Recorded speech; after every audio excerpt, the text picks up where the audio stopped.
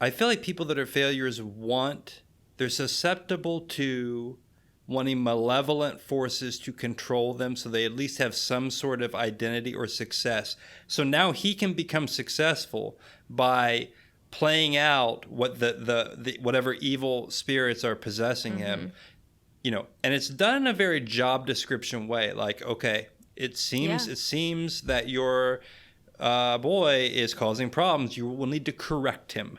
You will probably need to correct your wife. You'll need, and which is just saying probably murder them. And he gets into it, and he has to, because what else? That's what happens when people fail over and over again and fail themselves. They'll turn to real evil, and they'll turn to real evil for direction.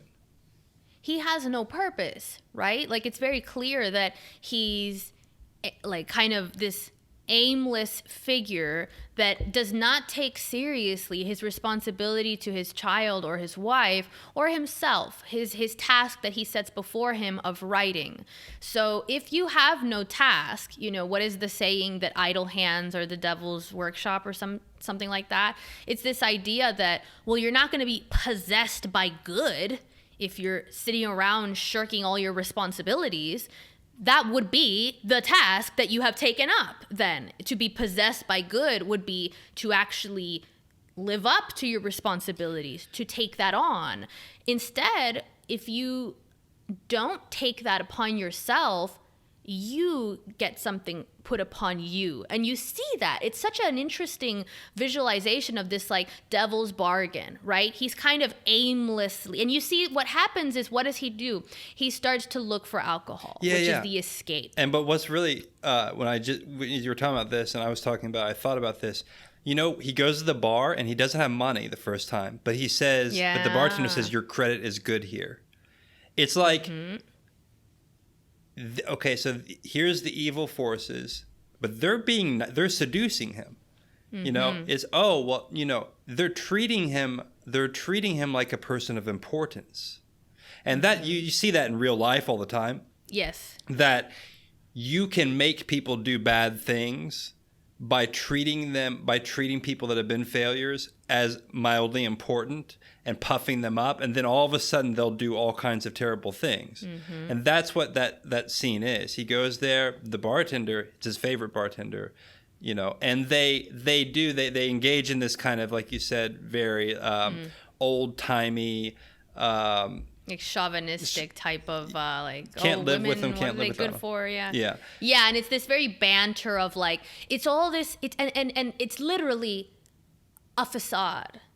There's this stagnation to it. This idea that he would go into this ritzy bar full of these, aristocrat type high class people, go up to this bar and be having this, banter with the waiter or the bartender. And but it's fake. It's unearned status. And so what do you get? And this is the same thing that plays out in life, where people look for shortcuts to status. They look for, and that same thing, like ego flattery above genuine achievement. And that's always, like, that's a biblical story. This idea that it's important that we're seduced into evil. Like these figures of whatever mythology you look in, this idea of a demon appearing as something seductive, whether it's wealth, whether it's status, whether it's a partner or something like that, some kind of pleasure.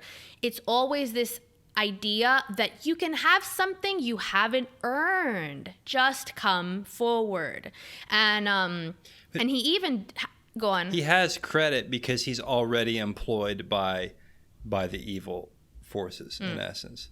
But look, you also get into all these other theories about, it shows him at the end in the picture, and it says July 4th at the very end of the movie.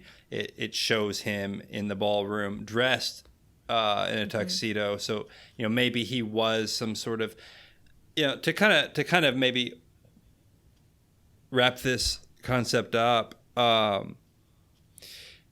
There is something, and this is kind of slightly related.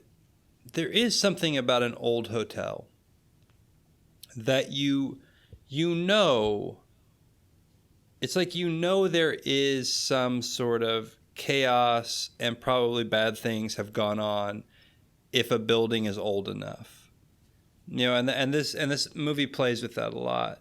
It plays with that very simple thing that I think a lot of people feel when they go into a hotel. There is this kind of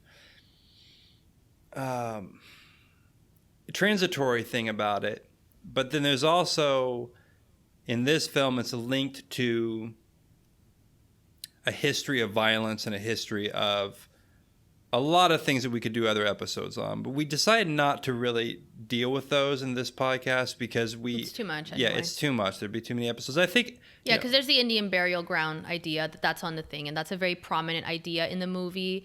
But it's that takes everything in a whole different direction, because there's also the idea of generational curses, which I believe the book goes into more detail on Jack's father as having that same abusive background, same kind of abusive behavior towards his mother, but Jack still kind of idealized his father. So there's this idea of playing out the same curse, which the hotel itself does. It replays this history of violence.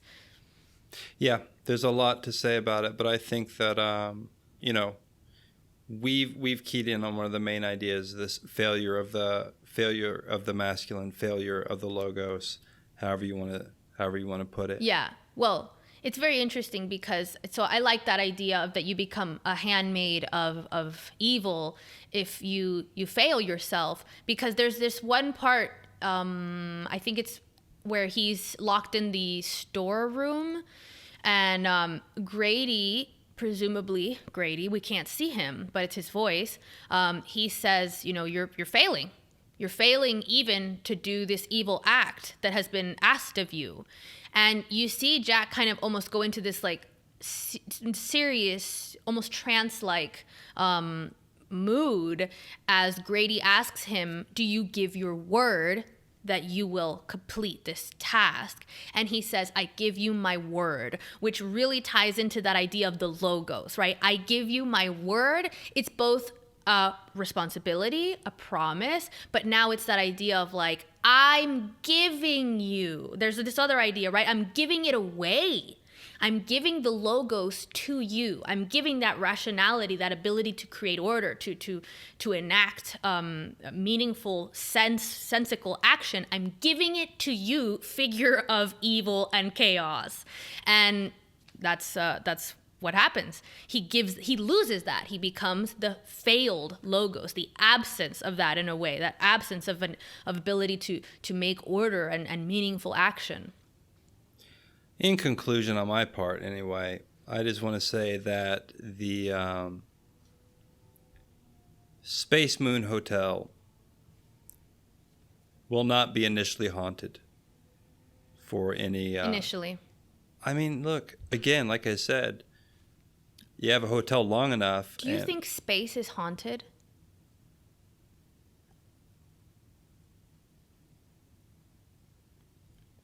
Not yet.